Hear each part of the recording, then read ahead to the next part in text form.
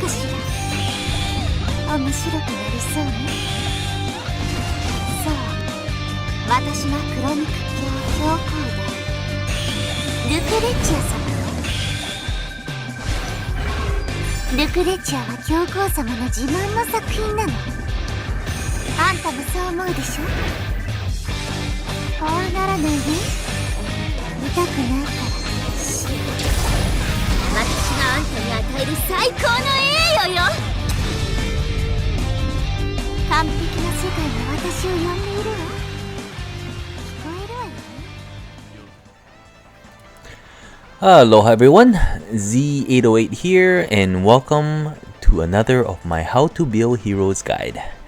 I'm not gonna pretend I know everything, so everything in my guide will be based on my own research and or personal experience. Please use these guides as a simple reference and not as the absolute way of building your heroes. In order to have some consistency, I will use the 4 following topics for each guide. First, we look at what role would this hero have in PvP and or PvE, if any. Second, we will look at the hero's talent, recommended skill set for the role mentioned. Third, we'll be looking at recommended gears, enchants, mastery enchants, and soldiers. Finally, the 4th topic, we will look at some examples with game footage if available. Alright, so part 1. Today we're going to talk about Lucretia. There's a lot of hype around her, probably even more than Kayuda, who was released about a month ago. The reason for that is Lucretia is a power creep to Lana and possibly more. She can do single target nuke, AoE, has a revive, super long range, got some utility, and best of all, she is part of some of the best PvP factions. A combination of high damage potential, awesome talent and skills, great flexibility, and free self-heal, she is the new PvP mage goddess. There really are only 2 reasons to pull for her. 1, if you don't want to suck at Apex, or 2, if you already suck at Apex, then she is a must pull. Like, serious talk here. It is really hard to ask for more outside of a free I win button. On a side note, the only drawback that I can think of is that the fact that she cannot fly and is grounded similar to Light of Genesis. She cannot fly like Bozo, Cougar, Licorice, or Rachel, and you will need Licorice to unlock her Toughness Bond, Autokrato for her Strength Bond. Okay, moving on to part 2. Her talent. Hopefully this is the right translation. We don't know because the game is she's not like out yet, but should be Puppet Witch. So the higher this unit's HP, as long as it's over 85%, the more damage dealt, up to 30% at 6 stars. Now this is on par with Lana and Rachel. The biggest difference compared to Lana is that it also affects AoE. I believe just like Rachel does. Super nice. And at the start of a battle, she summons a magic puppet close by, when there is a magic puppet within 3 blocks of this unit, then this unit will not die when taking a fatal hit, instead of restoring 20% HP, limit once per battle. Now the magic puppet inherits Lucretia's max HP and stats at the start of a turn and has 3 skills. So the first one is Magic Beacon, is a passive. So the summoner of this magic puppet gains a unit range +2. That means you can nuke from 4 spaces away or 5 if you're using the Scepter or Divinity. And you can also black hole from 5 spaces from turn 1. Crazy, I tell you. Second skill, Magic Pulse. It is an assist skill. It reduces the cooldown of all skills of the target by 1. And in fact, you can use this on other heroes. Well, who knew that? The last skill is Transpose. It swaps position with the summoner and acts again. Now this allows basically Lucretia to nuke and then warp back to safety. Or even the other way around, where basically if you're far away, you have the puppet closer, and you swap, and then you go in and do your thing. There's so many possibilities. It is simply amazing. And what is even better is that you can choose between mage or holy class. And the awesome thing is that her holy class actually has the same intel as her mage class. Now honestly, this should be really the same for all heroes, including Light of Genesis. I guess that's why Lucretia is considered more of a power creep. The question then becomes, which is the better class? Now, since the stats are almost the same, I would say depending if you have more mage or holy AB stones maybe, and also depending on the gears you have available. If you have an extra glory of the world lying around, I highly recommend using her in her holy class. However, both mage and holy class are viable, so I will leave that decision up to you. Another commonly asked question is, what are like the best skills to use? The best answer to that question is, it depends, and it is a good thing. She is super flexible to go either single target or AoE, and she does a wonderful job at it. So let's start with looking at her 3C, new skills, and recommended skills. So for her awakening skill, her 3C, it is called Impure Shockwave. Cost 3, cooldown is 3, which is super short for a super powerful nuke. 3C, range is 2, span single. Now, one thing to kind of keep in mind is that even though the range is 2, but if she has her puppet up, the range becomes 4, or if she has scepter, then it becomes 5. So, just crazy. I don't know what else to say. In addition to that, it comes with a nice passive. After taking action, restore 20% to self and the magic puppet. I mean, really can't go wrong with a free heal, right? And as for the active part, it is magic damage, attacks a single enemy for 1.6 damage, and it is effective against holy units.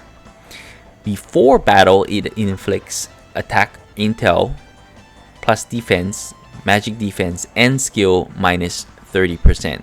I believe it's worth 4 actual debuffs. And if it lasts 2 turns, and if they get that, it cannot be dispelled.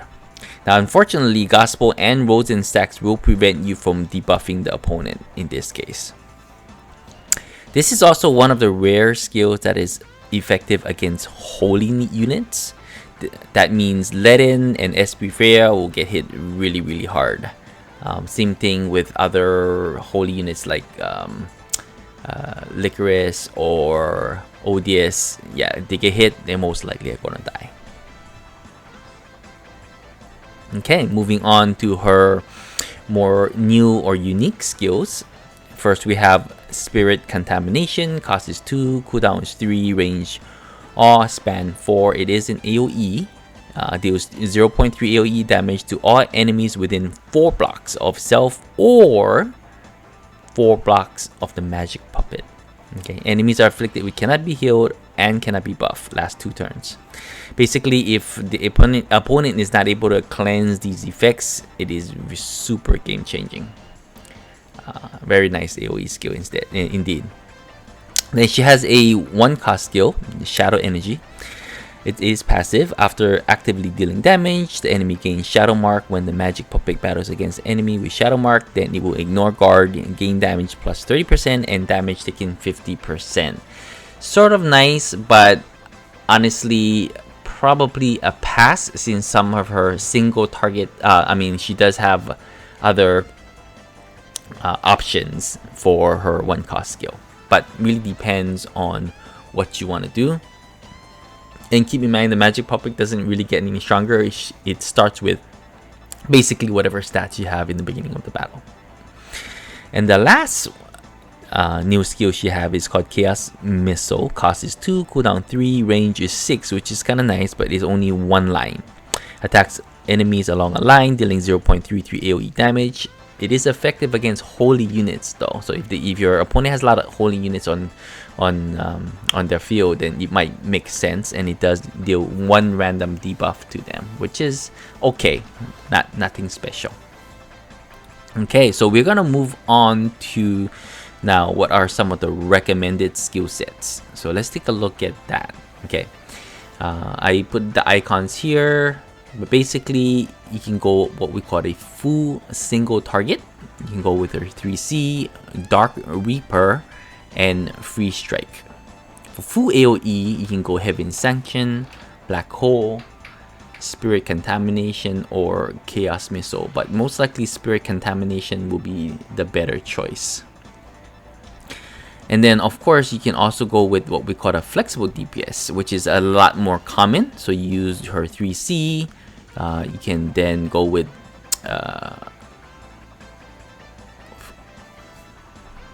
actually this should have been a Black Hole or Heaven Sanction as her 2C, but you can also go with the Dark Reaper for number 2, and then of course Free Strike for single target.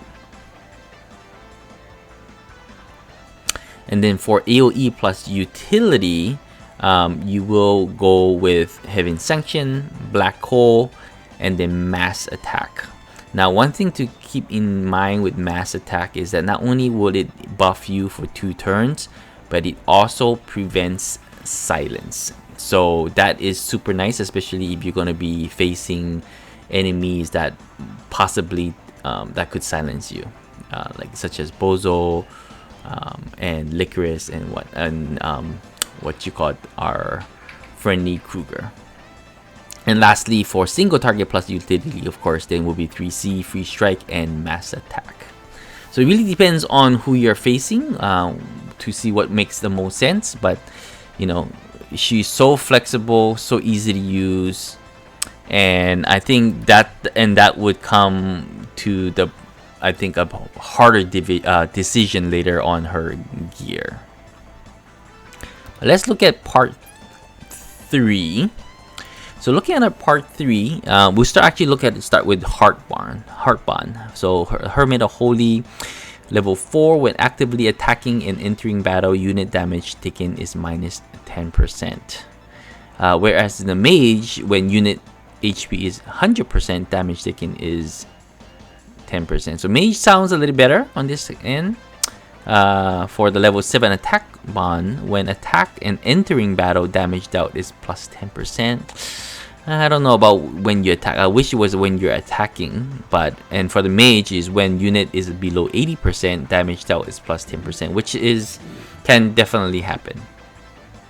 Okay, so mentioned a little bit earlier, the hardest part is deciding what gear to use for her. For weapon, if you want to go like the well-rounded, and this is also what I recommend, is Red Moon, especially because you can go between single target and AoE. If you want to focus on single target, Scepter is nice because then you become 5 range single target.